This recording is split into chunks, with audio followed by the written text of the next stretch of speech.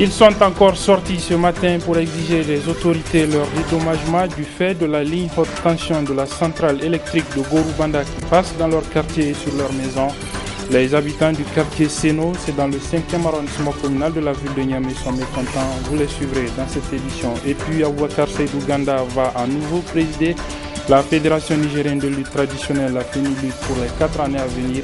Il a été élu cet après-midi à Maradi à l'issue des travaux du congrès extraordinaire, de l'Assemblée générale plutôt ordinaire de la FENILUT. Mesdames, Messieurs, bonsoir à toutes et à tous et bienvenue dans cette session d'information en ce samedi 31 octobre 2015. Je vous donne d'abord lecture de cet arrêté du maire président du conseil de ville de Niamey qui vient de nous parvenir, un arrêté numéro 0082 du 30 octobre 2015 portant autorisation de la marche suivie de meeting que projette d'organiser le dimanche 1er novembre 2015 par l'Alliance pour la réconciliation, la démocratie et la République RDR. Ainsi donc en application de la loi numéro 00-2004-45 du 8 juin 2004 régissant les manifestations sur la voie publique, la marche suivie de meetings que l'Alliance pour la réconciliation, la démocratie et la République ARDR projette d'organiser le dimanche 1er novembre 2015 est autorisé.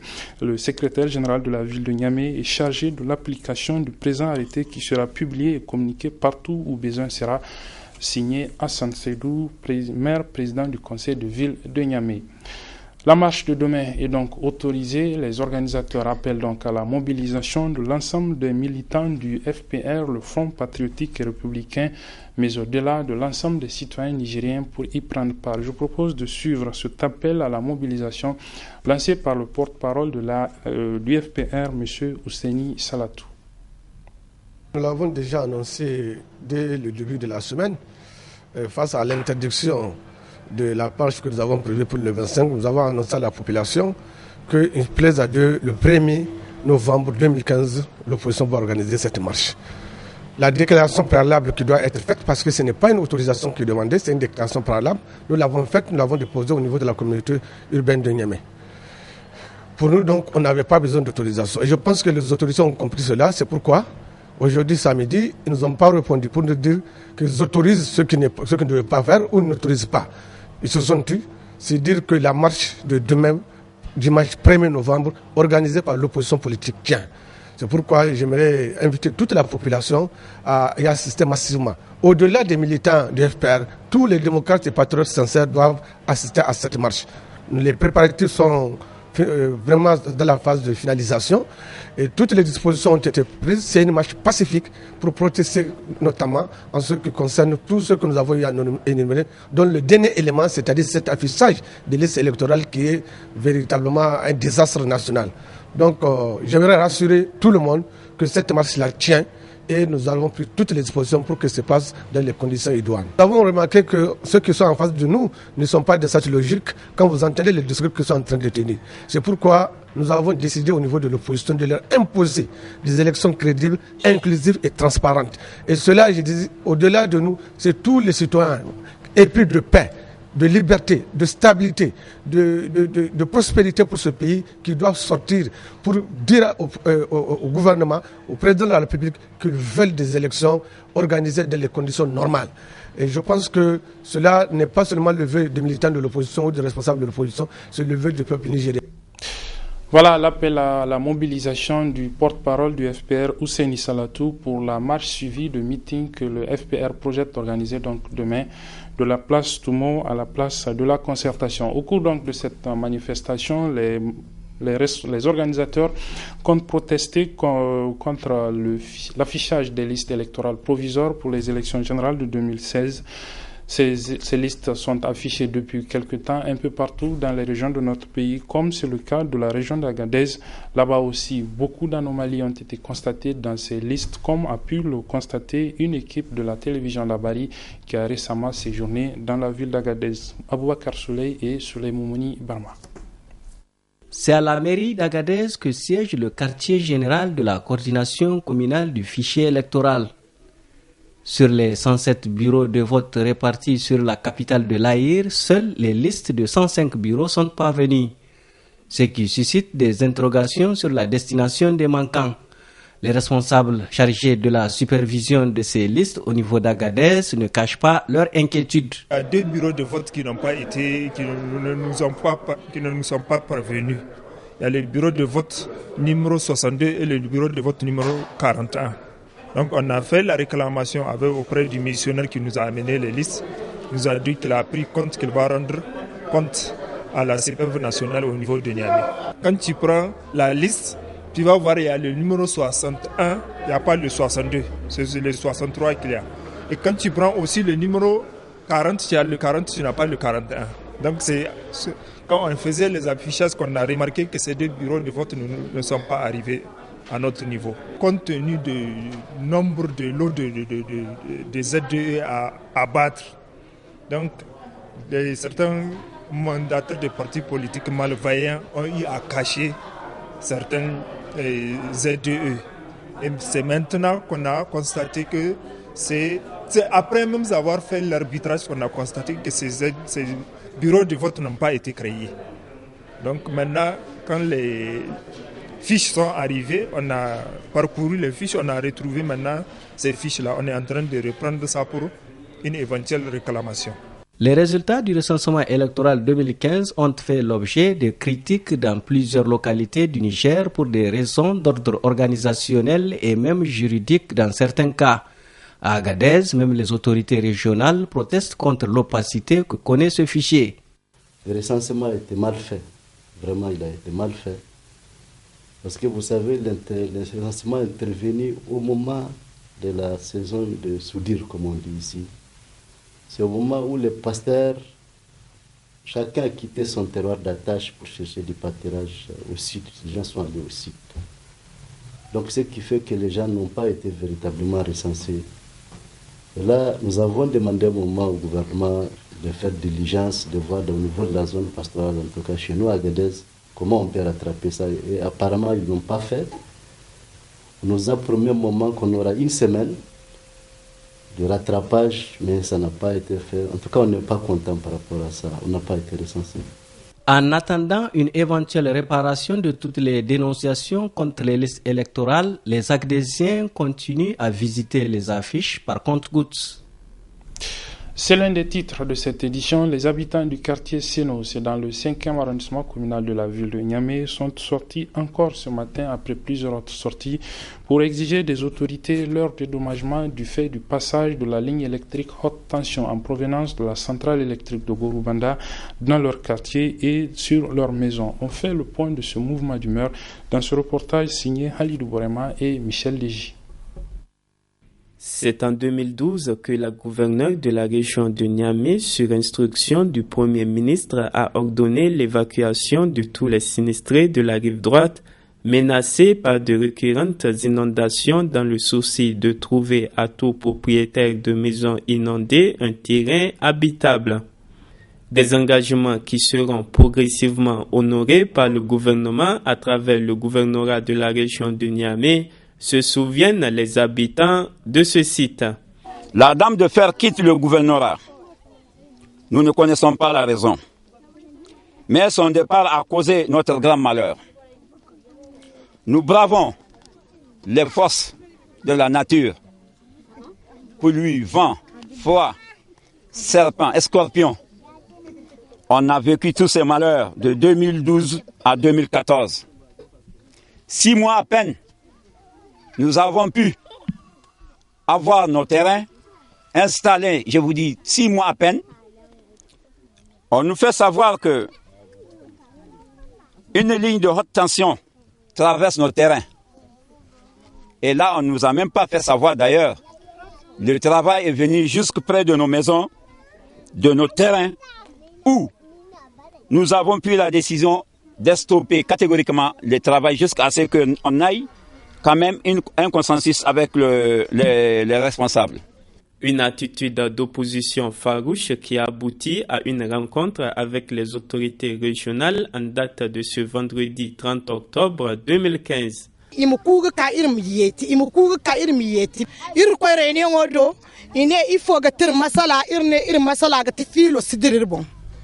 Ine inga yadda irmanan goyo mu continue zam irno goyo gayi ya dinga irsin goyo gayi matkan jama'a kulmana gayi irsin da fonda kan gagayi inne irga gayi zam jama'a din teran vidiyan no ise irwa irgir fuwaira irgir subaira ga bafunai so wa kai irga baga ti imaka gir bana ilmi no nango ine ngai goga ce irga irman nan goyo mu kwai hala ga te handu fo haiwa mu kogu sima mu kogu kullun ga ka gir bana abono irsalan yadda irkan kwai me irge ma jarai ne wo imani yadda. Je les avais entendus en 2011 lorsque le problème s'est posé, lorsqu'ils ont été reçus par le Premier ministre, lorsqu'il leur a fait la proposition, ils ont même salué le courage de la gouverneure sortante. Mais voilà qu'aujourd'hui, on vient faire des ouvrages d'intérêt public, certes c'est important, mais on ne peut pas déguerpir quelqu'un puisqu'il y a la loi qui dit que l'expropriation est accompagnée avec des mesures. Ces mesures sont notamment le dédommagement. C'est où alors vous leur donnez des sites équivalents à ceux qu'ils ont déjà eu avec le gouvernement de Brigitte Raffini, ou alors vous leur donnez l'équivalent en espèces pour qu'elles puissent, ces populations-là, aller s'installer. L'article 28 de la Constitution de la 7e République stipule que nul ne peut être privé de sa propriété que pour cause d'utilité publique sous réserve d'une juste et préalable indemnisation. Et c'est cela que les défenseurs des droits de ces anciens sinistrés comptent défendre vaille que vaille afin qu'ils soient dans leurs droits. Le syndicat national des agents des douanes a initié une opération de logements sociaux en faveur des militants du dit syndicat. Ce matin, il y a eu au siège de ce syndicat une cérémonie de remise officielle des titres fonciers aux militants du syndicat qui ont adhéré à cette opération. Le point dans ce reportage de Chebou Guisso et Mamoudou Saleh. Malgré plusieurs péripéties, les unes plus tumultueuses que les autres, le syndicat national des agents de douane a finalement abouti aux conclusions des travaux du 13e congrès de juin 2006 qui consiste à doter les militants du dit syndicat d'un logement. Eh bien, ce matin, le syndicat national des agents de douane a procédé à la remise des titres fonciers aux adhérents en lieu et place des logements sociaux. C'était en présence des bénéficiaires, du représentant de l'Ecobank et d'un notaire. Malgré les soutiens multiformes du ministère et de la DGD, les difficultés de tous ordres ont émaillé le déroulement normal du projet. Et ces difficultés et autres écueils, comme la recherche des promoteurs crédibles et solvables, ont fini par emporter la patience et la crédulité de beaucoup de camarades. Certains ont d'ailleurs désisté de l'opération. Il faut surtout citer le renchérissement des coûts de matériaux de construction par rapport à la valeur initiale des villas qui a considérablement émoussé l'intérêt des promoteurs. C'est ainsi qu'à défaut de promoteurs immobiliers et de concert avec les camarades adhérents, nous avons dû nous résoudre à la formule des parcelles. La présente cérémonie est un symbole. En ce sens, la remise des titres fonciers se poursuivra au fur et à mesure de leur établissement par les services compétents. À cet effet, j'exhorte les uns et les autres qui hésitent encore à se manifester très rapidement. Permettez-moi de remercier spécialement le directeur du cadastre et des affaires domaniales et son équipe qui n'ont ménagé aucun effort pour faciliter la délivrance des titres fonciers. Je remercie tous les membres du bureau exécutif national du syndicat national des agents des douanes pour tout ce qu'ils ont fait, et particulièrement le camarade Moussa Saleh qui n'a ménagé ni son temps ni son énergie pour rendre possible l'activité d'aujourd'hui. Les bénéficiaires n'ont pas caché leur joie. Il y a un sentiment de fierté d'avoir tenu quand même une promesse et de l'avoir tenu, comme on dit. Parce que, comme on l'a dit tout à l'heure, ces projets-là, ça fait plus de 8 ans qu'on est dessus. On est les premiers promoteurs, initiateurs du moins des projets de logement social au Niger en tant que syndicat. Mais ça a toujours su avoir des problèmes. On a su gérer, on est allé doucement. Au total, 403 logements ont été prévus pour cette opération qui a commencé avec la remise de 60 titres fonciers aux militants adhérents. Une initiative salutaire qui doit faire école aux autres structures syndicales. Ce matin, toujours au siège du syndicat national des agents de douane, une conférence a été organisée sur les thèmes cancer du sein et anatomie pathologie. Elle a été organisée, cette conférence, par l'ONG SOS Cancer, Pour marquer la fin des activités du mois d'octobre ou mois rose, un mois dédié dans le monde entier pour lutter contre le cancer du sein. Le point avec nos reporters Ibrahim Abdou et Nafissa Adamou Sirfo. Le cancer du sein est une maladie sans cause et très fréquente chez la femme, surtout au-delà de 45 ans.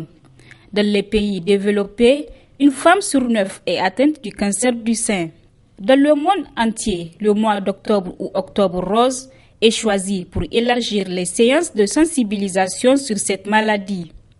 Pour l'édition 2015, l'ONG SOS Cancer, dans ses habitudes, n'est pas restée en marche. Partout, on commémore les frères, nos sœurs, nos frères et nos mères qui ont subi cette maladie grave qu'est le cancer du sein. Ceux qui sont morts, donc vraiment, c'est un mois très symbolique pour montrer notre engagement une fois de plus à la lutte contre le cancer au Niger.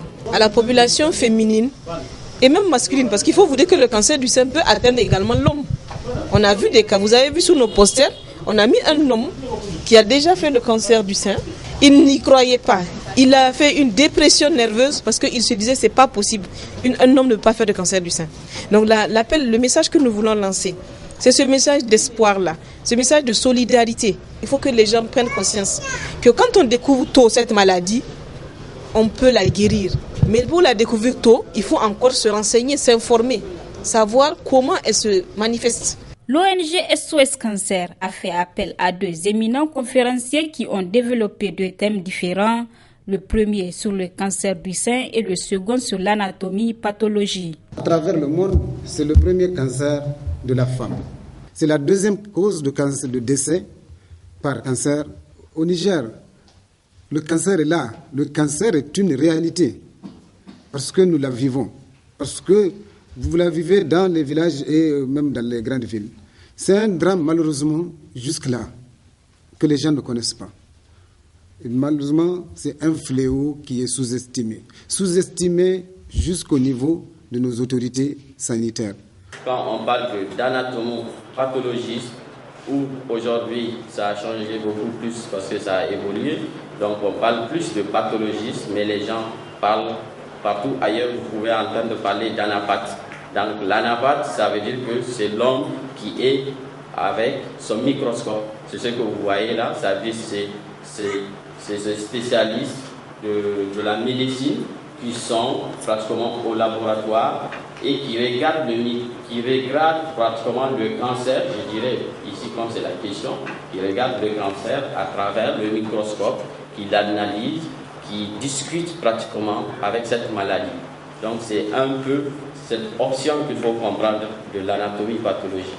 Créée depuis mars 2012, l'ONG SOS Cancer se fixe comme objectif la lutte contre le cancer du sein à travers des séances de sensibilisation, de prévention et de dépistage.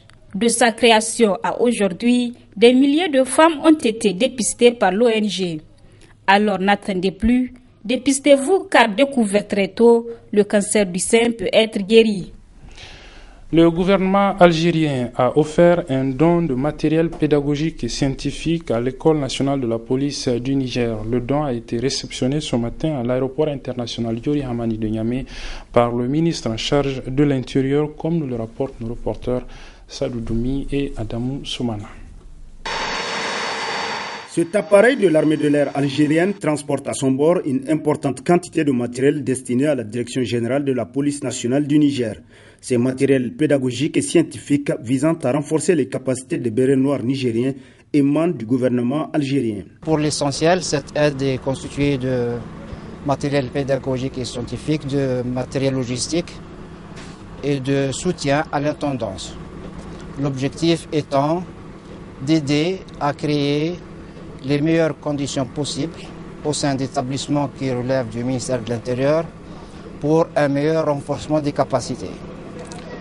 Sachant que tout ce qui renforce le Niger renforce l'Algérie et tout ce qui affaiblit le Niger affaiblit l'Algérie et réciproquement. Des matériels dont le directeur de la logistique de la police nationale a eu le plaisir de présenter aux officiels. Prenant la parole à cette occasion, le ministre de l'Intérieur a vivement loué l'exemplarité de la coopération entre les deux pays, tout en indiquant que ce geste est une promesse de son homologue algérien. Ce qui nous réunit aujourd'hui, c'est une aide spéciale qui fait suite à la visite du ministre de l'Intérieur d'Algérie à l'occasion du comité bilatéral frontalier, notamment à sa visite à l'école de police. Spontanément, il a promis de faire un geste dès qu'il sera rentré. Et ce geste est là. Ce n'était pas dans le cadre des circuits de coopération normale, des échanges normaux. Là, c'est vraiment une action spontanée du ministre algérien que je remercie. Je tiens ici, monsieur l'ambassadeur, à ce que vous lui transmettiez notre reconnaissance, puisque ce don est en réalité marqué d'une chaleur particulière. Et nous en avons été très touchés. Ce don constitue, à n'en point douter, un appui considérable aux efforts des autorités de la 7e République visant à doter les forces de défense et de sécurité de moyens adéquats leur permettant de mieux accomplir les missions à elles assignées. La Fédération nigérienne de lutte traditionnelle sera dirigée pour les 4 années à venir par Aboubakar Seydou Ganda, ancien président de cette fédération. Il a battu en effet cet après-midi à l'issue de l'Assemblée générale élective de cette fédération qui s'est tenue à Maradi, le président sortant, M. Abdou Hassan. Je propose de suivre le portrait du nouveau président de la FENILUT avec Ibrahim Abdou Tikiré. Après avoir dirigé la Fédération nigérienne de lutte traditionnelle entre 2003 et 2011, Abouba Ganda revient aux commandes de l'instance nationale de la lutte nigérienne. Il a été élu ce samedi 31 octobre 2015 à Maradi au cours de l'Assemblée générale élective de la FENILUT. Cité favori comme candidat à sa propre succession, Abdoulaye Hassan a donc été emporté par le vent de la Renaissance. Et pourtant, pendant son mandat, Abdou Sida a insufflé une dynamique nouvelle au sport roi de notre pays. Mais tout laisse à croire que les délégués ont sanctionné la gestion financière peu orthodoxe de l'ancien président de la FENILUT. En confiant une nouvelle fois les commandes de la FENILUT à Abouba Ganda, les délégués ont encore en mémoire les actes posés par Abouba Ganda pour la promotion de la lutte nigérienne. Trop c'est trop, on ne peut pas accepter que notre sabre national, qu'un étranger prenne ça pour l'amener dans son pays. Vous avez des preuves que c'est des Nigérians? Mais bien sûr, ils ne sont jamais ici. Chaque fois qu'on les convoque, c'est du Nigérien, ils viennent. Et chaque fois, ils participent au championnat du Nigeria. Donc, voyez-vous, et quand ils ont été repris par la fédération, je dis ok. Après votre départ? Après mon départ, je dis ok, moi je n'ai rien à dire. De toute façon, moi c'est un conseil, j'ai pris une décision, moi je pense que louable pour notre pays. Maintenant, si eux ils reviennent là-dessus, tant pis. Et voilà là où ça les a conduits. Pour rappel, Abouba Ganda, nouveau président de la FENILUT, a recueilli 50 voix contre 39 à son concurrent malheureux Abdou Sida. Du sport encore pour refermer cette édition, la Ligue de natation de la ville de Niamey a organisé ce matin une compétition de triathlon. L'événement a enregistré la participation des triathlètes, des forces de défense et de sécurité et une équipe de coopérants français. Les concurrents plutôt, ont enchaîné 3 épreuves, à savoir la natation, le cyclisme et l'athlétisme. Retrouvons Ibrahim Abdou Tikiré pour le compte-rendu. Le triathlon dans les rues de la ville de Niamey ce 31 octobre 2015. Le coup d'envoi de la première édition du triathlon, dénommé Coupe du haut commandant de la garde nationale du Niger, a été donné à la piscine olympique d'État en présence de plusieurs invités.